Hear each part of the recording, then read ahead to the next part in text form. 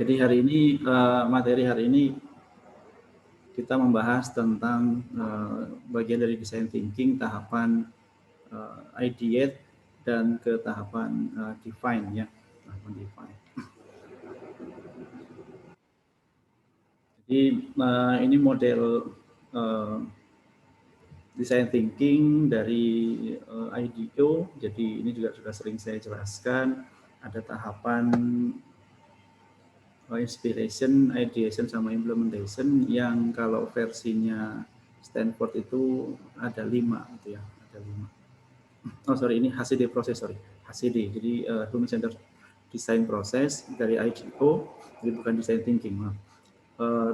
Dalam 3 tahapan, inspiration, ideation, sama implementation. Nah, inspiration itu kita mencari permasalahan, mencari tahu, sampai kemudian kita mendefinisikan desain challenge-nya. Sifatnya diverse.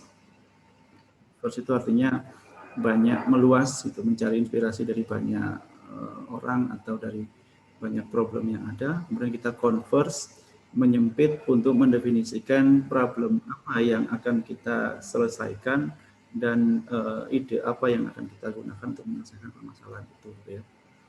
Oke. Ini gabungan antara ISO dan IDEO. Bagaimana di tahapan understand and specify the context of use. Oke. Nah, design thinking juga di tahapan define dan ideate. Jadi bagaimana kita meng-create permasalahan berdasarkan point of view dari user yang memiliki permasalahan itu, gitu ya. Jadi kita mendefinisikan problemnya, apa yang sebenarnya masalah dihadapi dan apa yang dibutuhkan ya oleh si user tersebut. Kemudian dari situ kita melakukan proses ideate, mendefinisikan ide solusi kita dengan melakukan brainstorming. Kemudian di design thinking ini salah satu ciri khas atau kelebihan atau perbedaan dengan yang lain adalah bagaimana memunculkan sebanyak mungkin ide desain untuk kemudian nanti dipilih mana ide terbaik yang akan kita gunakan. Itu kelebihannya desain thinking. Setelah itu baru nanti kita membuat prototypingnya dan melakukan pengujian. Oke, nah di tahapan materi hari ini adalah kita bagaimana teknik untuk melakukan ideation dan kemudian mendefine gitu ya. Jadi sebenarnya secara praktek dalam banyak pembelajaran tentang design thinking itu kita melakukan secara praktek, langsung menyiapkan sticky notes, spidol, kertas cover manila putih, kemudian kertas-kertas kecil berwarna-warni ini, kemudian ada voting dot itu untuk nanti kita bisa gunakan untuk melakukan pilihan. Jadi kenapa metode design thinking ini banyak digunakan? Karena menerapkan pendekatan kita bisa brainstorming ya, bisa berdiskusi dengan tim untuk segera merumuskan berbagai permasalahan yang mulai dari problem apa yang sebenarnya mau kita selesaikan, kemudian konsep desain seperti apa yang kita gunakan untuk sebagai solusi. Nah, di tahapan empathize kita berempati dengan user kita dengan cara kita melakukan interview atau interaksi secara langsung atau observasi yang dimana kita bisa mendapatkan informasi detail dari user tersebut untuk kemudian kita membuatkan persona ya. Jadi kita memahami permasalahan dari sisi user. Kemudian persona bukan cuma masalah demografik, informasi demografik itu maksudnya berapa umurnya, jenis kelamin, kemudian apakah pria atau wanita, kemudian informasi-informasi demografik seperti itu, tetapi lebih kepada apa yang mereka rasakan, apa yang mereka pikirkan, apa behaviornya, apa yang mereka percayai, sampai kepada apa motivasi dan harapannya, gitu ya. Oke, jadi yang kita lakukan adalah memahami apa yang dipikirkan, apa yang dirasakan, apa yang dilakukan, untuk kemudian membangun empati. Dari empati itu kita bisa mendapatkan yang dimaksud dengan insight.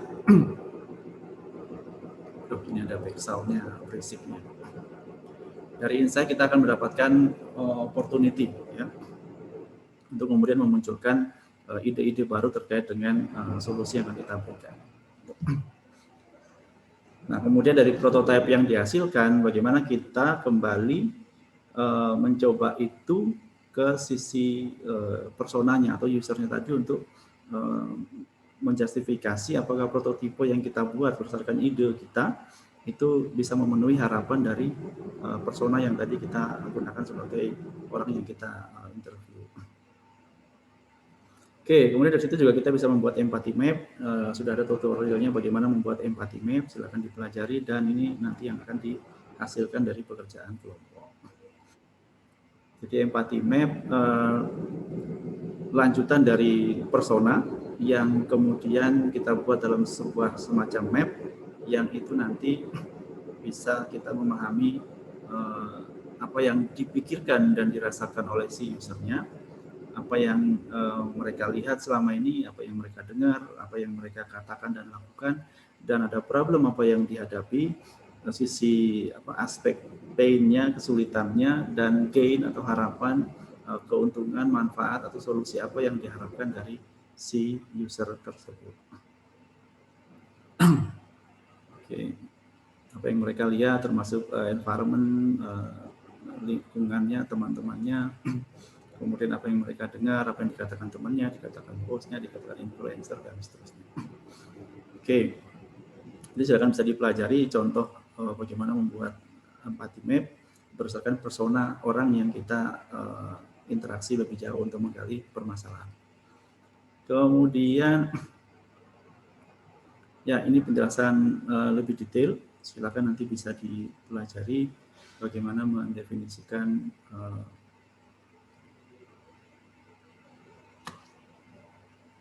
empathy map. Jadi poinnya adalah bagaimana kita bisa memahami apa permasalahan yang selama ini dihadapi oleh si usernya untuk kemudian kita buatkan solusi berbasis teknologi ya.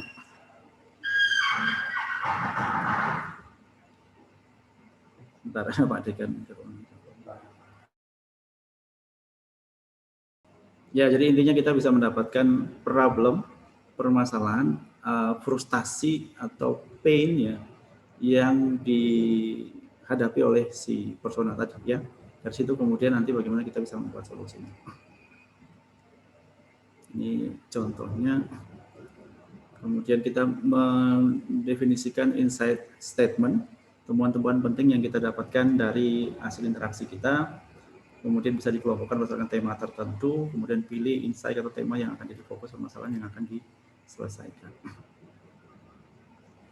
Ini ada contohnya bagaimana kita mendefinisikan insight statement dan membuat dalam bentuk kalimat how might we, ya. Bagaimana kita bisa menyelesaikan permasalahan itu. Yang dimulai dari adanya insight, kemudian memunculkan how might we kita menyelesaikan permasalahan tersebut.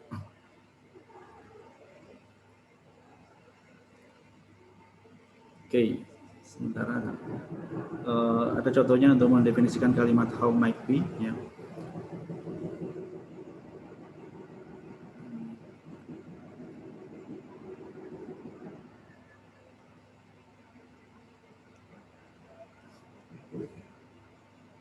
Oke, sampai sini ada pertanyaan dulu.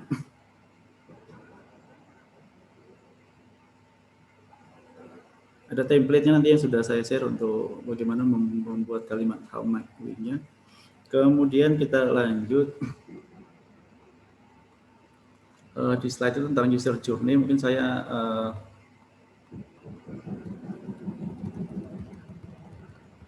masuk ke ideas generation-nya dulu ya.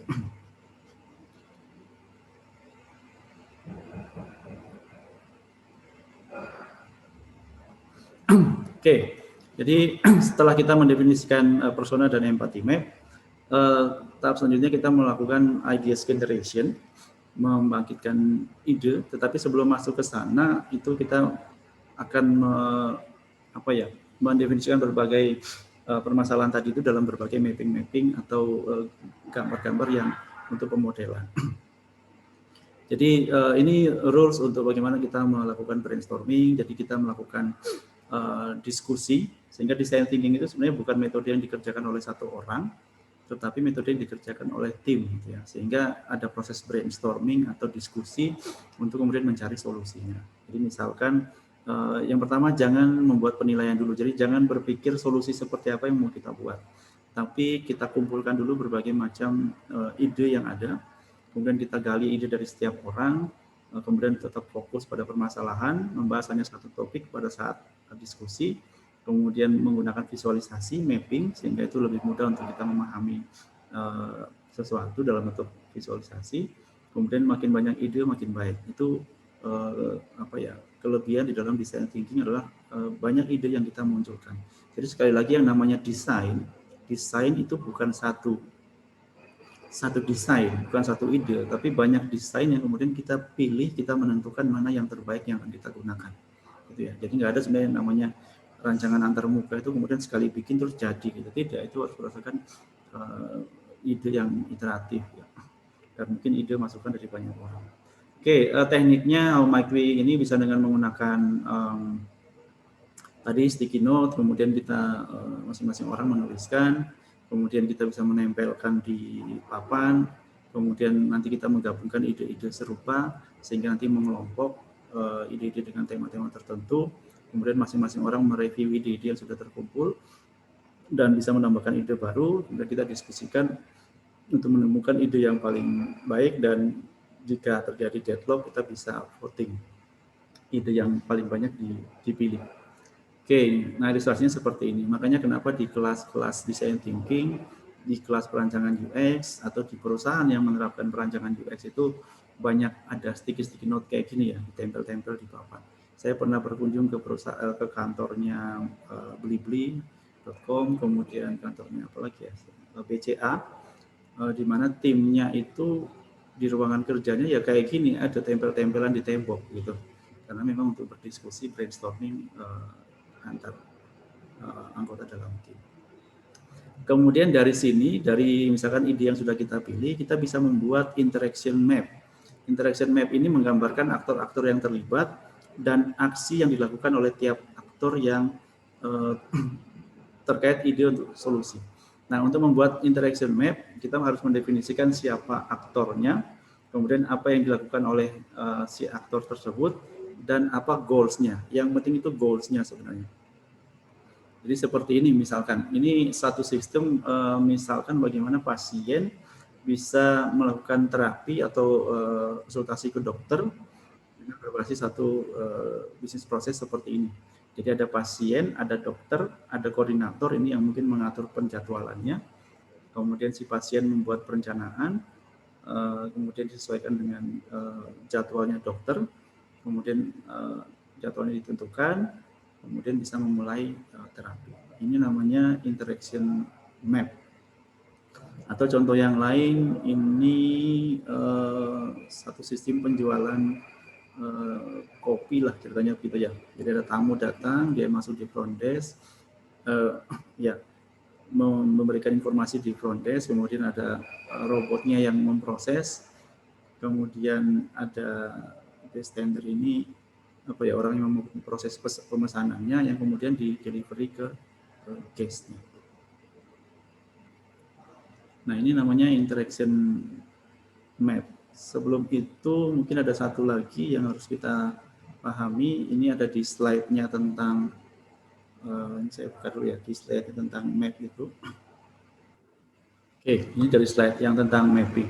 Jadi kenapa kita perlu membuat dalam bentuk mapping? Karena kita bekerja dengan banyak orang dan bisa jadi dalam bidang yang berbeda, gitu ya. Sehingga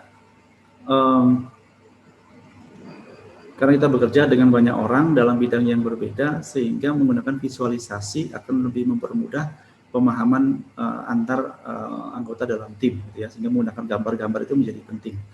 Kemudian bentuk visualisasinya distandarkan, ada bentuk-bentuk mapping yang kemudian itu bisa jadi dipahami secara bersama. Jadi tadi mulai dari mapping persona, kemudian membuat empathy map, kemudian membuat ini kita lihat di slide ini ada empathy map, ada journey map, ada experience map, customer journey map, service blueprint, UX story, dan seterusnya. Ini dalam satu perancangan UX tidak harus membuat semua, gitu ya. Intinya kan bagaimana kita bisa menghasilkan aplikasi yang sesuai, tetapi bagaimana aplikasi itu bisa dalam proses pengerjaannya orang-orang yang terlibat itu paham apa yang harus dibuat, sehingga kita perlu membuat berbagai macam map-map tersebut. Tadi empathy map sudah dibahas. Nah, saya ke belakang dulu karena slide-nya ini ada di belakang yang tentang ini tadi user story. Nah, user story itu kita bisa membuat dalam bentuk goal, task, and action. Jadi interaction map tadi bisa disederhanakan dalam bentuk goal, task, and action, di mana satu aplikasi atau sebuah sistem yang akan kita buat itu harus jelas goals-nya apa. Sehingga kadang-kadang aplikasi kalau kita punya ide tidak ada goals yang jelas, itu aplikasi akan sulit untuk sukses, gitu ya. Misalkan sistem informasi perkuliahan misalnya, tapi hanya berisi informasi-informasi saja, tidak ada goals tujuannya apa. Nah, untuk mencapai goals kita bisa melakukan beberapa task. Task itu aktivitas ya. Nanti di aktivitas yang besar gitu. Kemudian di dalamnya bisa terdiri dari beberapa action-action kecil ya. Ini seperti contoh misalkan Anda menggunakan aplikasi belanja online, e-commerce, Tokopedia buat apa goals-nya? Goals-nya bukan buat lihat-lihat barang gitu ya. Goals-nya buat membeli barang.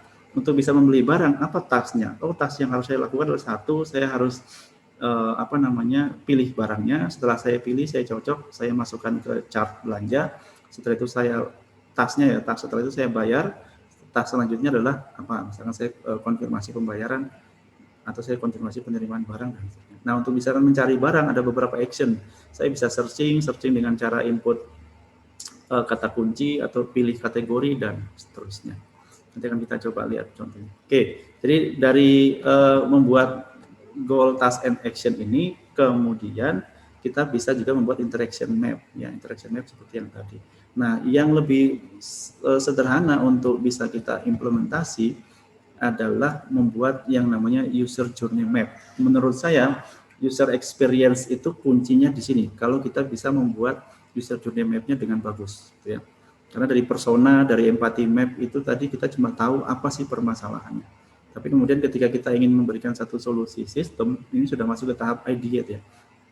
Kira-kira apa sih yang harus dilakukan oleh user itu untuk mencapai tujuannya? Nah, ini bisa diturunkan dari goal, task, action tadi. Jadi goals itu adalah tujuan akhirnya apa? Misalkan menggunakan online shopping itu untuk mendapatkan barang yang diinginkan. Jadi tujuannya itu ya, bukan cuma lihat-lihat barang aja. Kemudian task-nya ada mencari barang, melihat detail dan membuat pilihan, melakukan pembelian, melakukan pembayaran, monitoring pengiriman barang, mendapatkan barang yang diinginkan. Itu goals-nya. Tetapi ada task yang harus dilakukan, beberapa aktivitas yang harus dilakukan, di mana di dalam task itu ada beberapa activity. Misalkan untuk mencari barang, Anda bisa melakukan searching. Kan nggak mungkin buka Tokopedia, kemudian Anda mau beli sepatu, tiba-tiba sepatunya muncul, kan tidak. Ini harus kita searching dulu. Kita searching pun ada banyak pilihan. Gitu. Nah, kita bisa pilih dari kategori, mungkin kategori fashion, kategori sepatu cowok, sepatu casual, sepatu sport misalkan. Nah, kita pilih kategori itu activity-nya. Nah, kemudian dalam user journey map ada istilah activity ini, ada happy moment, ada pain, sama ada opportunity. Ya, ini satu model yang bisa kita gunakan. Ini yang harus dibangun oleh dalam perancangan UX. Happy moment adalah kondisi di mana user, pengguna merasa senang, merasa cocok dengan aktivitas yang dilakukan itu, memberikan dampak atau hasil sesuai dengan yang diharapkan. Itu adalah happy moment-nya. Tetapi ada pain moment-nya. Pain itu artinya ketika dia melakukan aktivitas itu, ada hal yang kemudian bisa menjadi permasalahan, gitu. Pain momennya. Nah, dari situ kemudian dari pain moment ini kita bisa memunculkan opportunity ini yang kemudian memunculkan ide-ide kreatif kita nambahi apa di situ, kita berikan solusi apa gitu, sehingga pain problemnya bisa teratasi. Ya, kita lihat contoh yang di sini, di mana ketika saya searching, yang happy momennya adalah barang yang saya cari ketemu gitu, atau saya cocok dengan barang yang ada di list display-nya. Gitu.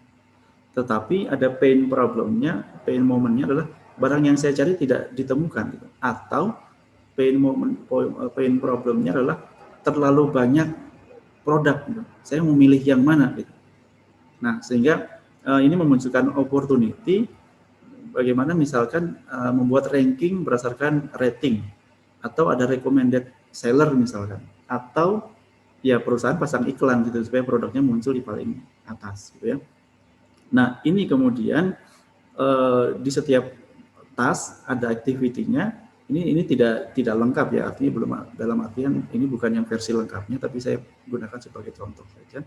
Misalkan ketika kita melakukan pembayaran, ada pain problem ketika metode pembayarannya terbatas misalkan, atau metode pembayarannya terlalu singkat misalkan, sehingga jadi masalah gitu. Saya harus transfer lagi lewat bank dan seterusnya. Sehingga opportunity-nya adalah bagaimana kalau kita tambahkan metode pembayaran yang lebih banyak. Bisa transfer bank, bisa bayar pakai virtual account, bisa bayar pakai seperti OVO, GoPay dan sebagainya, sehingga mempermudah user. Kemudian di activity melakukan transfer, pain-nya kadang-kadang kita perlu konfirmasi pembayaran yang rumit. Nah, misalkan bagaimana proses pembayarannya dibuat lebih sederhana dan seterusnya. Ini bisa kebayang ya, karena saya yakin kalian sudah pernah menggunakan aplikasi ini, jadi bisa kebayang. Jadi bagaimana kita membayangkan aplikasi yang sudah jadi, kita bisa lihat tujuannya apa, goals-nya apa. Dari goals itu ada sekumpulan task yang harus dilakukan untuk mencapai goals-nya. Dari setiap task itu ada beberapa activity. Activity ini bisa jadi lebih dari satu ya. Ini kebetulan saya cuma ngasih 2 baris, tapi bisa lebih dari satu. Activity searching, activity pilih kategori, activity lihat detail, perbandingan harga, activity-nya bisa sorting, filtering, rekomendasi, dan seterusnya. Sampai kemudian kita bisa mendefinisikan momen apa yang itu membuat kita jadi happy, atau justru membuat kita jadi BT, ini aplikasinya kayak gini sih gitu, kok malah ribet gitu. Dan dari situ memunculkan opportunity, kira-kira apa yang bisa kita lakukan untuk memperbaiki. Oke, nah dari gambaran ini silakan kemudian menjadi tugas adalah bagaimana kita coba melengkapi ini, sebuah journey map pemesanan makanan online. Jadi goals-nya adalah Anda menerima pesanan makanan ya, tujuannya itu, melalui sistem itu kita menerima pesanan makanan. Jadi goals-nya itu bukan memesan ya. Kalau pesan saja tapi barangnya nggak datang kan juga belum selesai. Jadi goals-nya Anda menerima makanan. Goals yang lain adalah Anda makan gitu kan. Kalau pesan aja tapi nggak dimakan juga percuma. Tapi makan itu kan di luar sistem. Anda dalam sistem itu sampai Anda menerima pesanan makanan. Nah, tasnya dari awal adalah kita mencari makanan sama seperti yang tadi. Setelah itu apa gitu ya. Nah, ini yang tugas Anda untuk mengerjakan. Silakan ini di screenshot, di capture, nanti Anda mengerjakan setelah ini tugasnya hari ini ya, dikerjakan sebagai latihan langsung. Kemudian di task mencari makanan ada beberapa detail activity yang bisa kita lakukan. Pilih kategori, atau kita bisa input, bisa nulis, ketik, dan seterusnya. Happy momennya kalau banyak pilihan makanan, tapi pain problemnya apa misalkan terlalu banyak pilihan, atau mungkin harganya mahal atau apa. Dari situ kemudian memunculkan opportunity apa. Jadi tugas Anda melengkapi ini ya. Silakan melengkapi ini, membuat ini. Saya akan kasih waktu setelah ini untuk dikerjakan karena deadline-nya juga sekarang. Jadi begini, kita membuat user journey map itu kalau goals-nya sudah jelas ya. Nah, goals-nya itu didapatkan dari problem yang tadi di awal, yang kemudian kita membuat dalam bentuk interaction map. Ini juga ada nggak interaction map-nya di sini? Ini kita contoh-contoh aja. Oke. Kita membuat interaction map itu lebih simple, lebih umum, mirip-mirip seperti ini, tapi tadi interaction map-nya per usernya, karena bisa jadi ada user dokter, ada user pasien, koordinator yang terlibat, jadi penggunanya tidak cuma satu. Tapi kalau ini kemudian kita definisikan satu dari satu sisi saja. Jadi mendefinisikan goal dan task-nya, dan setiap task ada beberapa action yang harus dilakukan. Kemudian itu kita bisa detailkan dalam bentuk user journey map. User journey map seperti ini ya. Jadi dari ada task-nya, sekumpulan task ini berurut gitu sampai kita mencapai goals-nya. Dan untuk setiap task ada beberapa activity yang dilakukan. Kemudian activity itu ada memunculkan kita senang, kita happy, atau kita jadi merasa ini bermasalah gitu. dari masalah yang kita hadapi, bagaimana kemudian kita memunculkan opportunity. Nah, opportunity misalkan ada metode rekomendasi misalkan, rekomendasi. Nah, metode rekomendasi itu justru satu fitur yang kemudian dikembangkan oleh pembuat aplikasinya untuk kemudian membuat aplikasinya jadi lebih disukai orang. Misalkan rekomendasi makanan yang ada di GoFood itu juga kerjaannya orang data analis, kemudian melakukan riset-riset tertentu untuk kemudian menghasilkan metode-metode rekomendasi. Itu juga pekerjaan tersendiri di dalam satu pengembangan aplikasi, sehingga kita butuh data analis, kita butuh data scientist, dan seterusnya. Tapi itu muncul karena ada problem dari pain problemnya adalah terlalu banyak pilihan, saya mau pilih yang mana gitu. Kira-kira gitu. Nah, ini menurut saya kuncinya UX di sini gitu. Jadi nanti activity ini yang menentukan fitur apa yang harus kita buat, kira-kira tampilannya seperti apa, informasi apa yang harus ada gitu ya. Jadi setelah ini kita akan bahas lagi interaction information architecture, kemudian user flow-nya dan seterusnya. Oke, ada pertanyaan sampai di sini karena ini nanti harus Anda kerjakan. Saya nggak tahu ini filenya sudah terkirim belum ya. Bagian ini silahkan dilengkapi, nanti saya akan buka di Classroom untuk dikerjakan hari ini. Hari ini tuh mungkin 1-2 jam ya diselesaikan. Izin bertanya, Pak. Ya, silakan. Untuk user journey-nya ini apa harus diisi semua, Pak? Setiap kotaknya? Ya, kalau kaitannya dengan tugas ini mana aja yang bisa diisi? Oh, berarti yang bisa diisi aja ya, Pak? Jadi tidak harus diisi semua, tapi kalau yang tas ini kan harus diisi ya. Tasnya diisi, setiap tas itu harus ada activity-nya ya. Setiap ada activity itu, kemudian setiap activity bisa ada momen, bisa tidak ada gitu, tapi bisa jadi ada semua. Kemudian yang pain problemnya bisa jadi ada, bisa jadi tidak ada. Dari situ kemudian kalau ada pain problemnya kita munculkan opportunity-nya. Jadi mungkin gampangannya ya diisi semua gitu ya. Baik, terima kasih Pak. Ya.